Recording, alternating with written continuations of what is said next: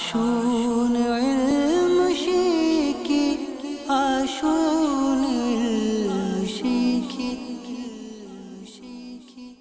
হযরতে সাইয়্যিদুনা ইবনে মাসউদ রাদিয়াল্লাহু তাআলা আনহু থেকে বর্ণিত তাজদারে রিসালাত শাহিনশাহে নবুয়ত মুস্তাফা জানে রহমত সাল্লাল্লাহু আলাইহি ওয়াসাল্লাম ইরশাদ করেছে, যে ব্যক্তি বিসমিল্লাহির রহমানির রহিম পাঠ করবে, আল্লাহ তাআলা প্রতিটি অক্ষরের বিনিময়ে তার নামায়ে আমলে 4000 নেকি লিপিবদ্ধ করে দিবেন এবং তার 4000 গুনাহ ক্ষমা হয়ে যাবে এবং তার 4000 পথ মর্যাদা বৃদ্ধি পাবে।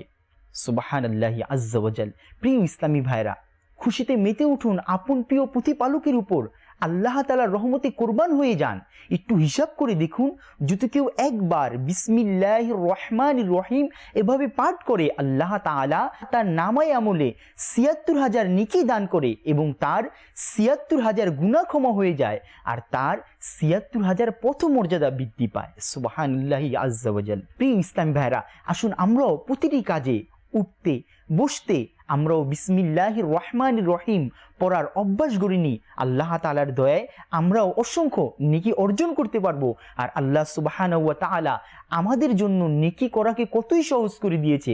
যদি কেউ একবার বিসমিল্লাহির রহমানির রহিম পাঠ করে, আল্লাহ তাআলা তার নামায়ে আমলে ৭৬,০০০ নেকি অর্জিত করার কি সুযোগ করে দেয়। আসুন ইলম শিখি, আসুন